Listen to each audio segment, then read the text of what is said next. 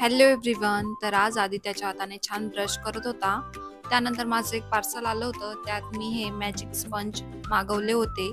स्पंजला थोडं ओलं केलं आणि दरवाजा बघा किती खराब होता आणि लगेच मी स्क्रब केलं आणि लगेच सगळे डाग निघून गेले आणि खरंच मॅजिक झालं. पूर्ण दरवाजा हा न्यू दिसत होता.